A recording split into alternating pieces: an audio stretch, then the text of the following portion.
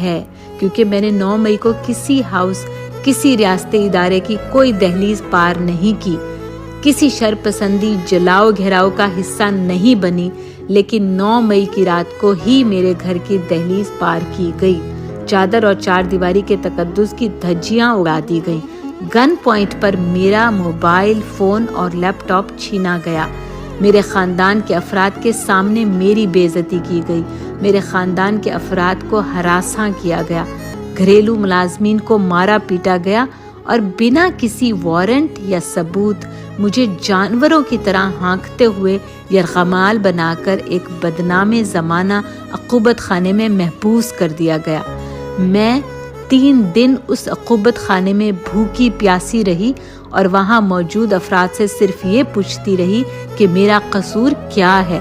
میں کسی توڑ پھوڑ جلاؤ گھراؤ کا حصہ نہیں رہی تو مجھے یہ اذیت کیوں دی جا رہی ہے؟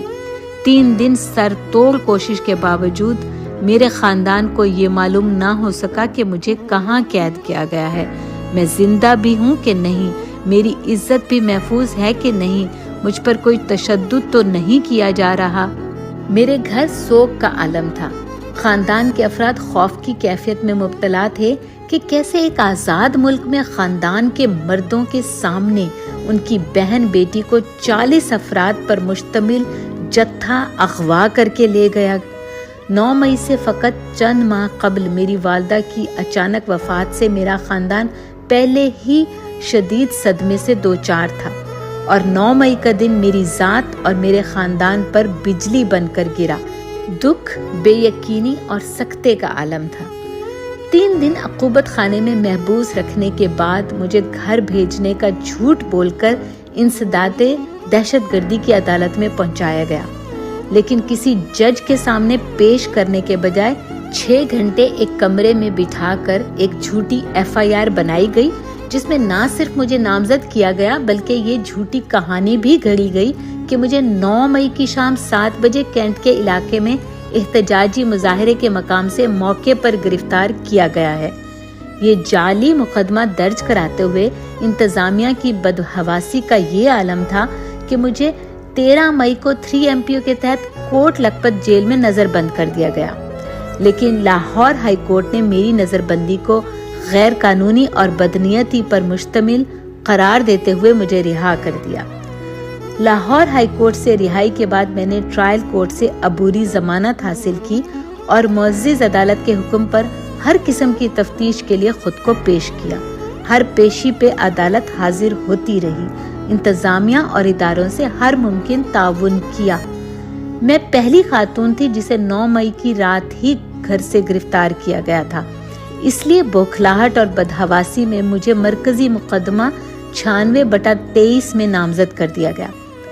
میں واحد خاتون ہوں جسے اس مقدمے میں نامزد کیا گیا۔ میرا ریاست سے سوال ہے کہ میں کسی مجرمانہ سرگرمی، توڑ پھوڑ، جلاؤ گھراؤ کا حصہ ہی نہیں تھی تو مجھ پر یہ ظلم کیوں کیا گیا؟ مجھے جھوٹے جعلی مقدمے میں نامزد کیوں کیا گیا؟ میں اپنے ہی گھر میں غیر محفوظ کیوں ہو گئی؟ دن رات یہ خوف طاری رہا کہ دوبارہ کوئی میری 4 دیواری پھلانگ کر مجھے اغوا نہ کر لے، اور 10 اگست کو میرا یہ بدترین خدشہ سچ ثابت ہوا۔ 8 اگست کو عدالت سے میری عبوری ضمانت میں توسیع کے باوجود 10 اگست کی رات پولیس اہلکاروں نے میرے گھر پر دھاوا بولا اور میرے وارنٹ دکھانے کے اصرار پر مجھے دھمکیاں دی گئیں کہ اگر میں شرافت سے ساتھ نہیں گئی تو مجھے گھسیٹ کر لے جایا جائے گا۔ 2 دن مجھے مختلف تھانوں میں ذلیل کرنے کے بعد مجھے ایک اور جعلی مقدمے میں جیل بھیج دیا گیا، اور 10 اگست سے تذلیل، ذہنی اور جسمانی اذیت، بے حرمتی اور ناانصافی کا ایک نہ ختم ہونے والا سلسلہ شروع ہوا جو آج تک جاری ہے۔ ہمیں بھیڑیوں کے آگے پھینک دیا گیا، بے عزتی اور بے حرمتی ہمارا مقدر بنا دی گئی، ہمیں دہشت گرد، شرپسند، فسادی عورتوں کے نام سے پکارا جانے لگا۔ زومانی فکرے، حقارت امیز ہنسی، دھونس، دھمکی روٹین بن گئی۔ شناخت پریڈ کے نام پر بے عزتی اور ناانصافی کا سامنا کیا۔ جسمانی ریمانڈ کے نام پر مقدمے میں 9 دن کا جسمانی ریمانڈ دیا گیا اور قیدی وین میں بھیڑ بکریوں کی طرح ٹھونس کر ایک تھانے سے دوسرے تھانے لے جایا گیا۔ تفتیش کی آڑ میں ہر ممکن حد تک ذلیل کیا گیا، لیکن ہم نے صبر سے کام لیا۔ جن خواتین نے کبھی کاکروچ نہیں مارا ان پر قتل، جلاؤ گھراؤ، بغاوت اور ریاست کے خلاف جنگ چھیڑنے کے سنگین مقدمات بنا دیے گئے ہیں۔ 6.5 مہینے ہو گئے ہیں، لیکن مجھے ضمانت کے بنیادی حق سے محروم رکھا جا رہا ہے۔ میرا خاندان بکھر کر رہ گیا ہے۔ میں اپنی والدہ کی پہلی برسی پر پابند سلاسل تھی۔ میں اپنے بیمار والد کی عیادت سے قاصر ہوں۔ اللہ نے میرے بھائی کو 7 سال بعد اولاد کی نعمت سے نوازا، لیکن میں اپنے خاندان میں برسوں بعد آنے والی اس خوشی کو منانے سے محروم جیل میں قید ہوں۔ جیل میں ایک دن نماز فجر کے دوران ایک خاتون کو زار و قطار روتے ہوئے یہ دعا کرتے سنا کہ یا اللہ، اس ملک کے منصفوں اور حکمرانوں کے دلوں میں ہم عورتوں کے لیے رحم ڈال۔ اور میں یہ سوچتی رہی کہ یہ کیسی ریاست ہے جہاں بسنے والی خواتین اپنے ہی حکمرانوں کے قہر سے پناہ مانگتی پھر رہی ہیں۔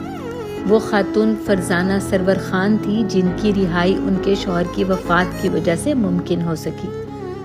پاکستان کی 76 سالہ تاریخ گواہ ہے کہ پاکستانی سیاسی جماعتوں اور سیاسی خاندانوں سے تعلق رکھنے والی کسی خواتین پر وہ ظلم جبر نہیں ہوا جو ظلم اور جبر کا شکار تحریک انصاف سے تعلق رکھنے والی خواتین ہوئیں۔ ایسا سلوک تو دشمن ملک کی خواتین کے ساتھ بھی روا نہیں رکھا گیا۔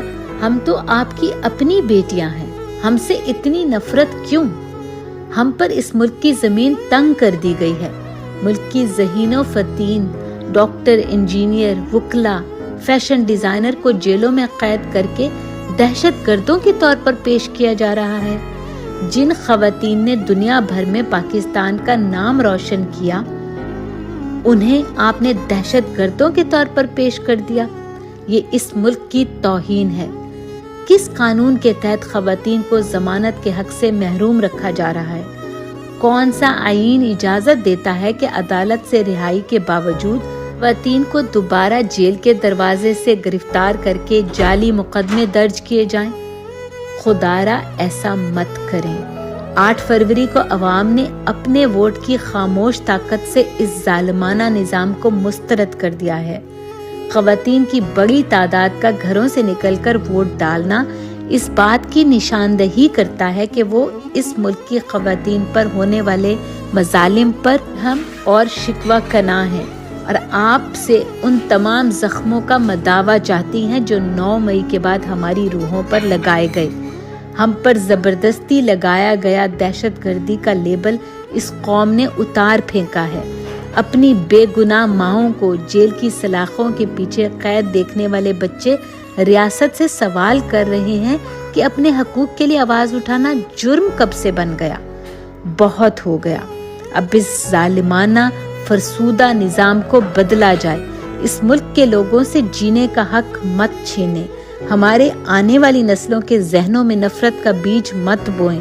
اس ملک کے قابل شہریوں کو ہجرت پر مجبور مت کریں۔ یہ ملک ہماری شناخت ہے، ہمیں اس شناخت پر فخر ہے اور ہم سے کوئی انسان یہ شناخت نہیں چھین سکتا۔ خواتین کو وہ عزت اور مقام دیا جائے جس کا تعین نبی کریم صلی اللہ علیہ وآلہ وسلم نے کیا ہے۔ خواتین کو جعلی مقدمات میں ملوث کر کے جگ ہسائی کا سلسلہ بند کیا جائے۔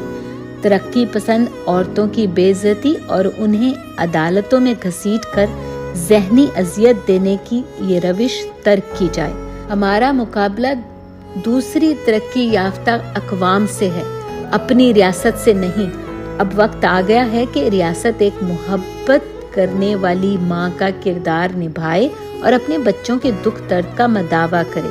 نفرت کا جواب نفرت نہیں ہوتا، نفرت کو صرف محبت سے شکست دی جا سکتی ہے۔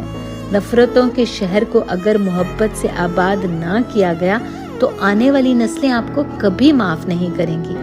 ہمیں آزاد فضا میں سانس لینے کا حق، جزا سزا سب یہیں پہ ہوگی، یہیں عذاب و ثواب ہوگا، یہیں سے اٹھے گا شور محشر، یہیں پہ روزے حساب ہوگا۔